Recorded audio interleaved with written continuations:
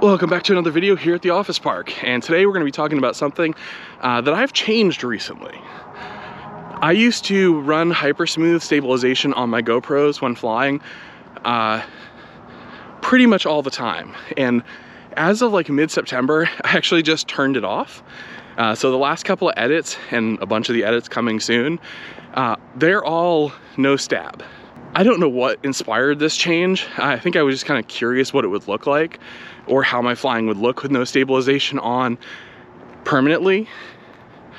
But yeah, so I gave that a whirl. I turned off stabilization. I've kept it off for a while. I've done probably 40-50 batteries of unstabilized flight, and I don't know that I'm gonna turn it back on for freestyle. I do really like the way HyperSmooth looks. I think it's got a good feel and good, it does the smoothing very discreetly when you don't have it in like one of those boost modes or with horizon leveling on. For me, I think I just really like the extra field of view you get without HyperSmooth on. And obviously if I do want to stabilize footage, I can run it through GyroFlow.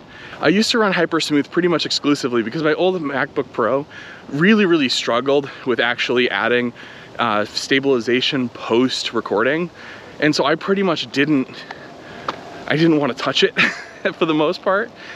So I did. Now that I've got a machine that can handle adding stabilization post, I think that was kind of what brought about the desire just to see what it would look like. And now that I've been flying quite a bit, and honestly, for the most part, unless it's super windy like it is today, I really don't see a ton of difference in the actual footage itself.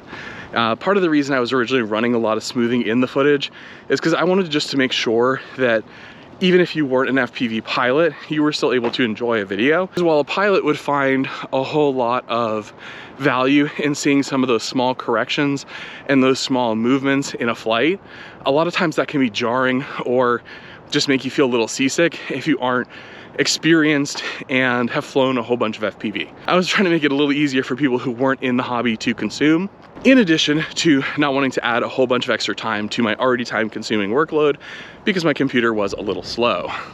I know, first world problems. My computer was too slow to add smoothing to my video footage.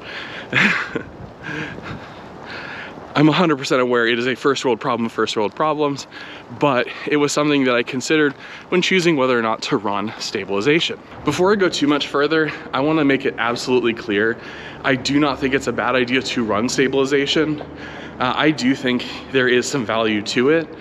Even if you are a smooth pilot, even if you aren't using it to make yourself look smoother, I think there's value in just getting good footage out of your camera pretty much regardless of what happens. I want to make sure that nobody thinks I am judging or looking down on any pilot that chooses to use stabilization, because I think, again, it's a great tool. I think there's huge amounts of value in using it, and I don't think there's anything wrong with using it. I personally love watching videos that are stabilized and aren't stabilized. To me, it doesn't make a whole lot of difference. When it comes to flight videos, the most important thing is where they're flying and how they're flying. So you can have a cool edit stabilized or not. I don't think there's anything wrong with it.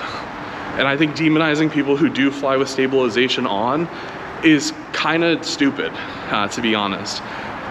Because like, yeah, you don't get a good idea of how the pilot's flying, but do you really need to compare yourself that closely to another pilot? I don't know, maybe I'm reading too much into it, but yeah, I just kind of wanted to make this video because it's been on my mind that I've switched to not using stabilization, and so far that experiment feels like it's working. I really am enjoying it, so at least for the near term, I'm going to be leaving stabilization off on freestyle edits. With cinematic footage, I'll probably leave it on, because usually if I'm out flying something in a cinematic way, or like mountain surfing and doing stuff like that, I need that footage to be good out of the jump, and I think HyperSmooth really enables that. It makes it just easier. That's really it. So hopefully you've enjoyed this video and enjoyed some of the flying in no stab mode, but it's really just been on my mind, and I kind of wanted to talk about it a little bit. So yeah, so if you fly with no stabilization, if you fly with stabilization, just go get it. It's fun. It's a hobby. We're flying toy helicopters. Yeah, I don't think there's anything wrong with it. I think flying no stab is fun, at least right now, so I'm gonna keep doing it. Yeah. I don't know, this is probably a kind of wandery video, and hopefully you've enjoyed it. Hopefully you've learned something, I guess. Oh wait, here, I'll help you learn something. Here's a quick clip of the video with the stabilization on. So you kind of like look at the field of view, especially around the outside. Just kind of get a feel for how big and wide the field of view is. Give you a couple of seconds. And now compare that to a video with HyperSmooth on. Same settings, 5.3K, just HyperSmooth is on instead of off. And here you go.